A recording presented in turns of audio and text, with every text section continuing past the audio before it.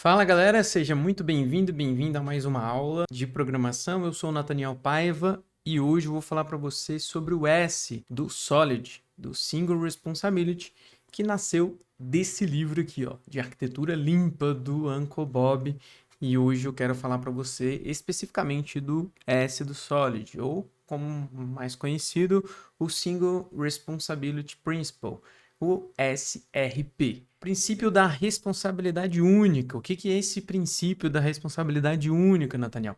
Bom, vale a pena a gente entender aqui que o princípio da responsabilidade única, ele nasceu ali com esse livro, A Arquitetura Limpa, do Uncle Bob. Esse foi o livro ali que originou esses princípios, que cunhou ali esses princípios a partir ali de 2004, tá? Ali em meados de 2004. Ele já pensava nisso antes, mas em meados de 2004, como o próprio Uncle Bob disse no seu livro, ele cunhou ali esses nomes, essas letrinhas ali do Solid. E a gente vai falar de uma das letrinhas, que é a primeira, que é o S, do Single Responsibility. O que é esse princípio S do Solid, Nathaniel? Bom, esse princípio S do Solid é formulado por Robert Marsh, o Uncle Bob, que ele é bem conhecido ali, né, como Uncle Bob. É o princípio da responsabilidade única, ou Single Responsibility Principle, SRP. Esse princípio afirma que uma classe deve ter apenas uma razão para mudar. Isso significa que a classe deve ter apenas um trabalho ou responsabilidade, tá? Então, nós temos ali o SPR, que o próprio Uncle Bob, no seu livro, disse que esse SPR é o menos compreendido.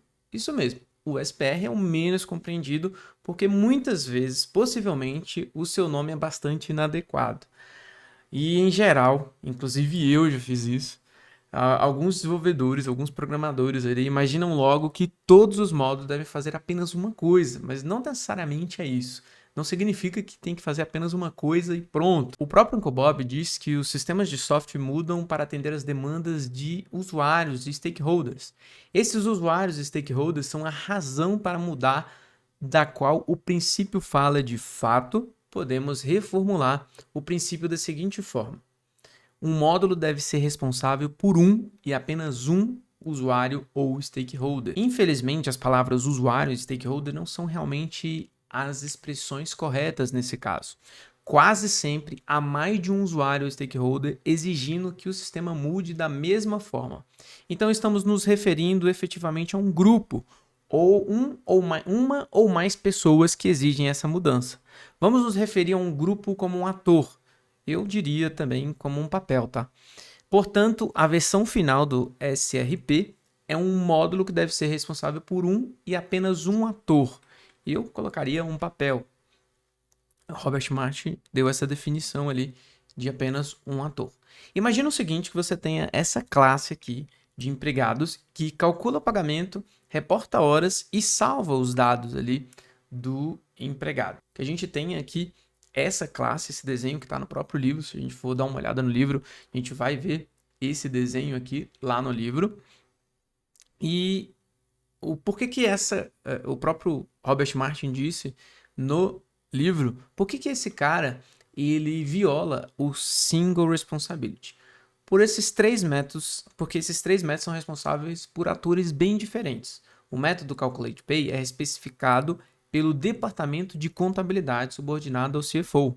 O método Report Hours é especificado e usado pelo Departamento de Recursos Humanos, subordinado ao CEO. O método Save é especificado pelos administradores da base de dados, subordinado ao CTO, segundo o próprio Robert Marsh. Por exemplo, suponha que a função CalculatePay e a função ReportHours compartilhem um algoritmo comum para calcular horas regulares de trabalho. Suponha também que os desenvolvedores que agem com cuidado para não duplicar código coloquem esse mesmo algoritmo ali em uma função chamada regular hours, ou seja, para reaproveitar essa função.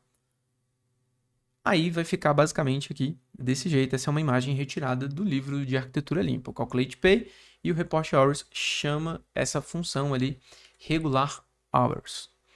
Agora suponha que a equipe de CFO determine que o modo de cálculo das horas regulares de trabalho precisa ser ajustado.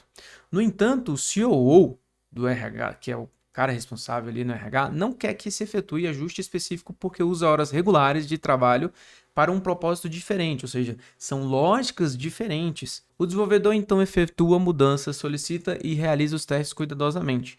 A equipe do CFO valida e realmente está tudo certo ali. E a nova função funciona como desejado e o sistema é implementado em produção. Porém, evidentemente a equipe de CEO não sabe que isso está acontecendo. Os funcionários do RH continuam usando os relatórios gerados pela função Report Hours, só que agora contêm números incorretos. No final das contas, o problema é descoberto pelo CEO, que fica furioso porque os dados ruins causaram um prejuízo de milhões ao orçamento dele. Quantas vezes a gente não vê problemas assim, não é? Então, qual seria a forma que o livro daria para resolver esse problema, Nathaniel?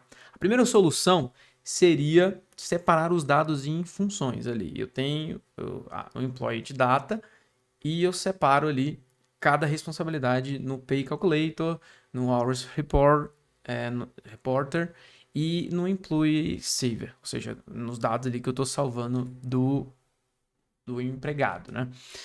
Mas tem uma segunda solução, que o próprio livro diz que a desvantagem dessa solução é que os desenvolvedores agora têm 3 classes para iniciar e rastrear. Uma solução comum para esse dilema seria usar o padrão de projeto, o design pattern chamado facade, que aí a gente colocaria aqui uma classe como facade e essas outras classes aqui, cada uma com a sua responsabilidade específica, tá?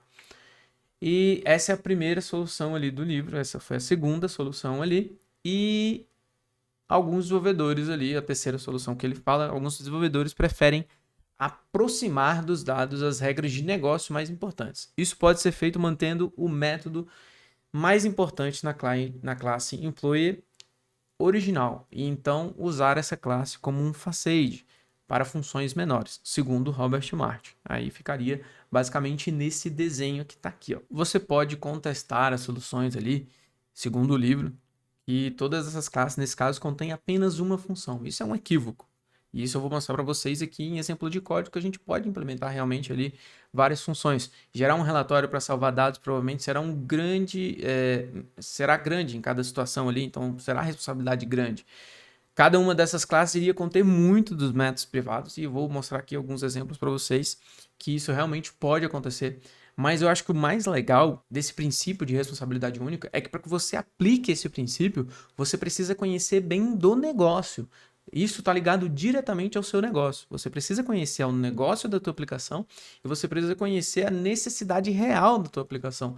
Não adianta simplesmente você querer saber de código. Para você conseguir aplicar o Single Responsibility, você tem que saber, por exemplo, quais departamentos que vão utilizar aquele código, quais departamentos que vão utilizar aquele método específico, qual vai ser a responsabilidade daquele método. E isso é muito importante. E às vezes a gente confunde isso.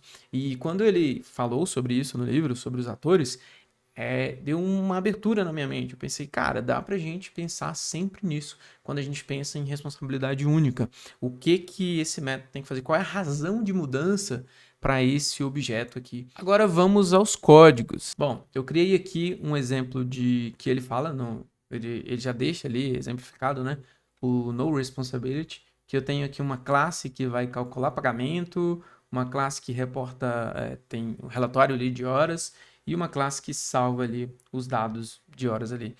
Então, esse é o exemplo que fere o princípio da responsabilidade única. Ele deu o segundo exemplo ali, que seria eu criar classes separadas ali, e aqui eu criei essas classes separadas, só que ainda fica muito genérico, a gente separa ali as responsabilidades, mas mesmo assim ainda continua bastante genérico. O outro exemplo que ele deu, eu gostei bastante, que é utilizar o facade. Aí a gente tem aqui o próprio empregado, né? E a gente consegue ter aqui os atributos e eu até fiz alguma implementação. A ideia que ele deu foi a gente criar um facade que aí ele utiliza ali as 3 classes, que são as responsáveis ali. Uma é responsável por calcular o pagamento, outra para salvar o empregado e outra para fazer o reporte das horas ali, tá? E aqui a gente vê que cada uma dessas classes, por exemplo, para salvar o empregado aqui, eu salvo ele num arquivo com o nome dele em TXT e ele fica salvo aqui, ó, o nome. com nome, e-mail e as horas trabalhadas.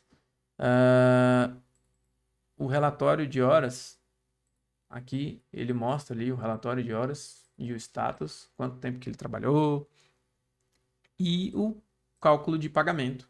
E realmente a gente pode perceber aqui que tem várias lógicas, ó, de métodos privados, e a gente pode implementar, de acordo com o negócio, várias e várias lógicas aqui para cada uma dessas responsabilidades. Então, ou seja, não necessariamente uma responsabilidade única vai estar atrelada apenas a um método. Às vezes aquela classe ela vai ter um método, mas que vai ter vários outros métodos privados que vão ter ali a responsabilidade de calcular o pagamento.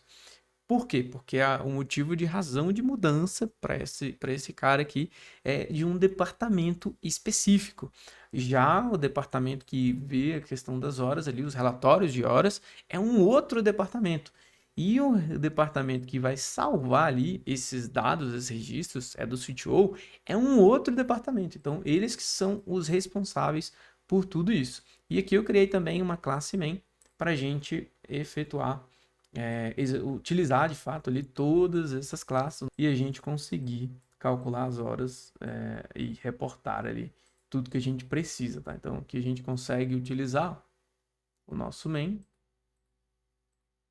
e aí ele vai salvar as horas e etc, vai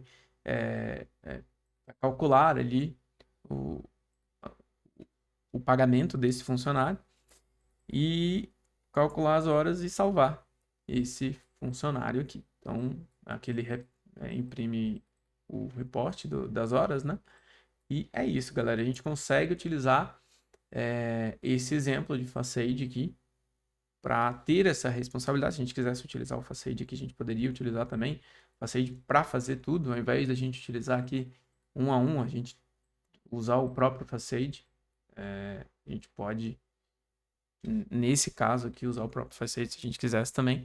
Então, a ideia foi mostrar para vocês esse princípio da responsabilidade única e como que é abordado no livro do Uncle Bob, no livro do Robert Martin ali, esse princípio, o S do Solid, que muitas vezes a gente entende errado, eu entendi errado no início, e agora ficou bem mais claro. Já utilizo muito o Single Responsibility ali, tento entender bastante, mas fica claro que a gente precisa utilizar esse princípio de acordo também com as regras de negócio que a gente tem ali e conhecendo bem quais são os atores que vão utilizar o nosso sistema, beleza? Então espero que você tenha gostado dessa aula e te aguardo para mais uma aula com Nathaniel Paiva.